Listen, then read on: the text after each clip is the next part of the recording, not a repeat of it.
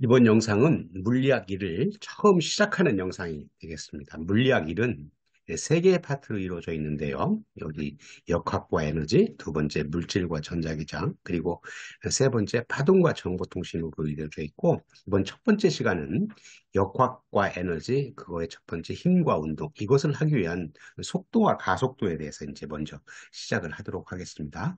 그 속도와 가속도의 첫 번째로 이제 변율가 무엇인가 하는 것을 한번 공부하도록 하겠습니다. 여기 그 구독과 알림 설정, 좋아요 부탁을 하고요.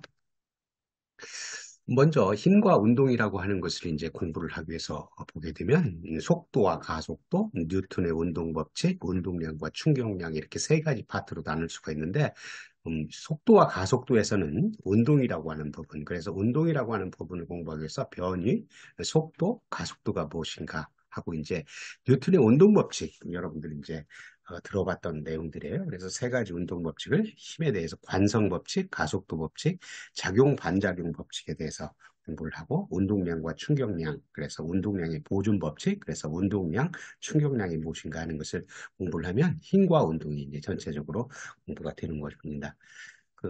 그리고 이제 역학과 에너지에 대해서 이제 공부를 하는 첫 단계로 물체의 운동, 물체 상호작용을 고려하지 않은 물체 운동을 이제 한번 보게 되면 물체 운동이라고 하는 것은 물체의 위치가 연속적으로 변하는 것으로 시간에 따른 물체의 위치 변화를 알면 그 물체의 운동을 완전히 기술할 수가 있습니다. 여기서 보게 되면 위치라고 하는 게 중요하게 되죠. 그래서 위치가 무엇인가, 그 위치의 변화가 이제 변이이고 한데 위치가 무엇인가, 변이 하고 이동거리 이 세 개에 대해서 이번 시간에 이제 간단한 거지만 우리가 다른 것들을 보는데 기본적인 용어를 정의를 하기 때문에 같이 한번 보도록 하겠습니다.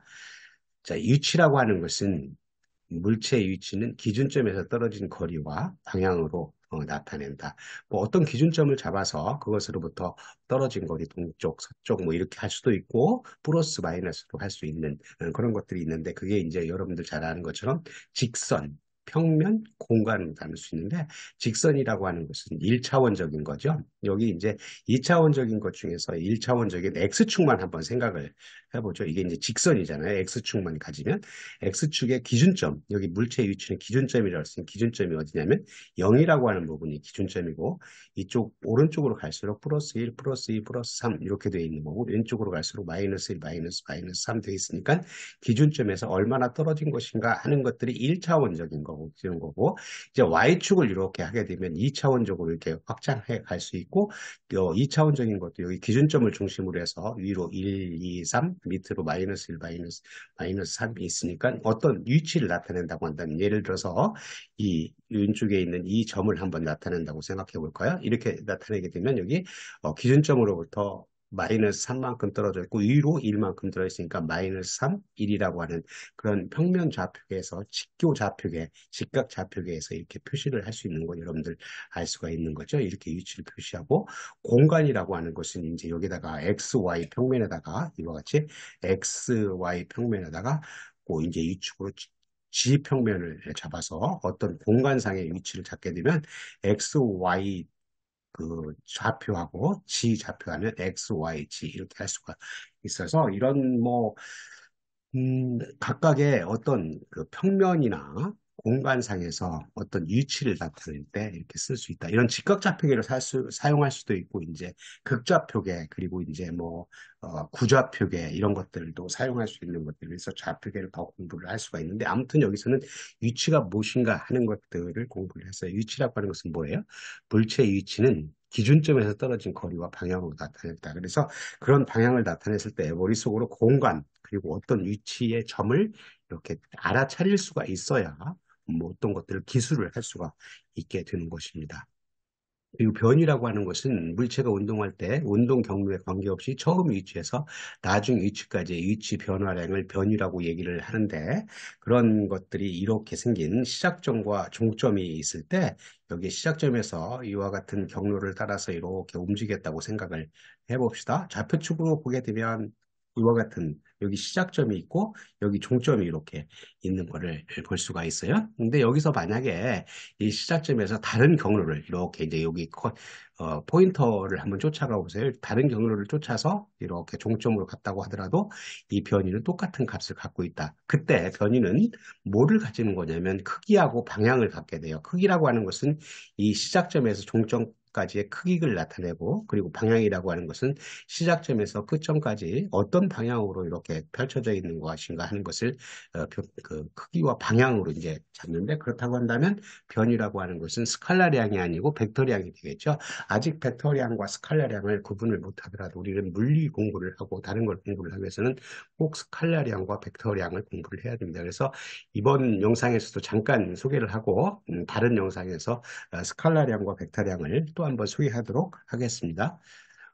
벡터와 스칼라, 바로 전에 얘기했던 것처럼 어떤 물리량을 나타낼 때 크기하고 방향을 하는 것을 벡터량이라고 하고, 스칼라량은 크기만 가진다. 그래서 개괄적으로 무엇인가 하는 것을 여기서 한번 살펴보도록 하겠습니다. 스칼라량이라고 하는 것은 크기만 갖는 물리량이고 사칙 연산으로 계산이 가능하다. 사칙 연산이라고 하는 것은 더하기, 빼기, 곱하기, 나누기가 사칙 연산이 되죠. 예를 들어서 스칼라량은 시간, 길이, 질량, 온도, 속력, 일, 에너지 등이 여기에 해당되고, 이제 벡터를 거기에 반해서 벡터량이라고 하는 것은 크기와 방향을 갖는 물리량이고, 이건 이제 크기하고 방향을 가지니까 그 크기량하고 어느 방향으로 가는 것인가 하는 것을 수학적으로 표현을 해야 되겠죠. 거기에 해당되는 예를 들어서 변위, 속도, 가속도, 힘, 운동량, 충격량, 전기장, 자기장, 힘의 모멘트 등이 여기에 해당돼서 앞으로 물리를 공부하면서 이런 양들이 많이 나타나기 때문에 우리는 이런 것들을 그럼 취급하려면 뭘 알아야 되겠어요?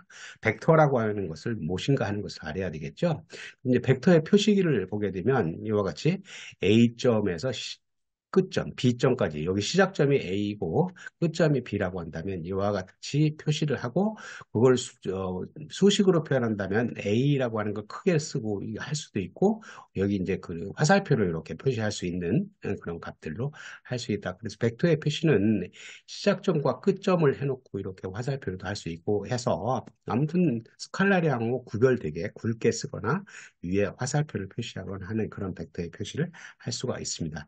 그리고 이제 그런 벡터를 계산한다고 한다면 아까 스칼라량은 사칙 연산도 하지만 조금 복잡해져요. 그래서 평행이동, 방향 반대의 두 벡터의 합, 이렇게 쓸 수도 있고, 벡터의 차, 벡터의 분해, 이런 것들을 이용해서 벡터를 계산할 수가 있고, 벡터를 이제 곱하기를 하면 벡터의 내적과 의적이라고 하는 게 있어서, 벡터의 내적을 하게 되면 스칼라량이 되고, 벡터의 의적을 하게 되면 그 벡터량이 되는, 뭐 여기 지금 나와 있는 것은 우리가 다른 영상에서 한번 더 공부를 해야 되는 내용들이 되겠습니다. 아무튼 여기에 있는 벡터와 스칼라량에 대해서 알고 있다면 괜찮지만 모른다고 한다면 꼭 알아야 물리라고 하는 것을 공부를 할 수가 있다 그럽니다.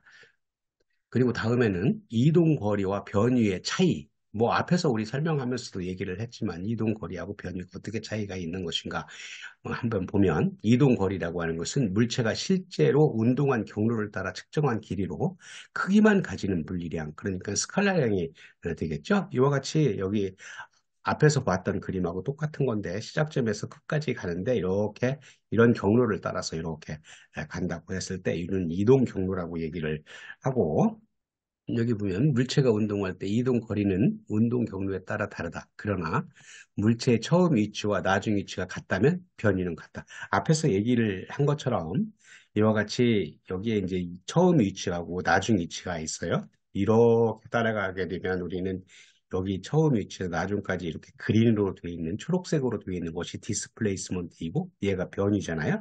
그런데 우리는 또 이동하기를 여기 빨간 걸로 이렇게 칠해놓은 것처럼 처음 위치하고 끝 위치는 같지만 다른 경로를 따라갔다고 하더라도, 지금 처음 이렇게 따라간 그런 이동 거리를 따라가서 변이를 만든 거하고 나중에 빨간 걸로 따라가서 만든 변이는 서로 같다 그겁니다. 그래서 물체의 처음 위치와 나중 위치가 같다면 변이는 같은 것이다 하는 겁니다.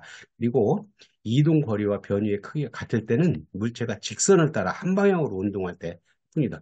여러분 당연하겠죠. 여기 시작점과 끝점에 의해서만 변위가 주어지기 때문에 그게 이제 다른 경로를 따라가게 되면 이동거리하고 변위가 달라지겠죠. 근데 직선으로 따라간다고 한다면 그런 그 이동거리하고 변위는 같게 되겠다. 그때는 이제 직선일 때만 그렇다 하는 것을 얘기를 하고 있는 거죠. 그리고 이 그림 한번 보죠. 여기 보면 세로축이 이동거리이고 가로축이 시간인데 시간에 따라서 이동거리가 이렇게 생긴 빨간 걸로 되어 있는 이 그래프가 되어 있다고 한다면 이 그래프는 뭔가가 어떻게 된 거예요?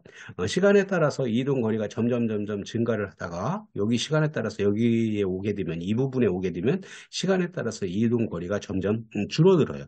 우리는 어떤 시간에 따라서 이동거리가 줄어든다고 하는 것은 이건 있을 수가 없는 거죠. 그죠? 어디 왔다 갔다 하게 되면 이동거리가 늘어나야 되기 때문에 그래서 이런 그래프를 보게 되면 이동거리 시간 그래프로 적당하지 않은 경우가 되겠다 하는 것을 알 수가 있습니다. 그래서 이번 시간에 했던 것들은 우리는 변이라고 하는 것과 이동거리라고 하는 것과 위치라고 하는 것이 무엇인가 하는 거고 우리 앞으로 공부를 할 때 어떤 물리량을 공부를 하기 위해서는 스칼라량뿐만이 아니고 벡터량이라고 하는 것도 여러분들이 알아야 되겠다 하는 것을 공부를 했습니다.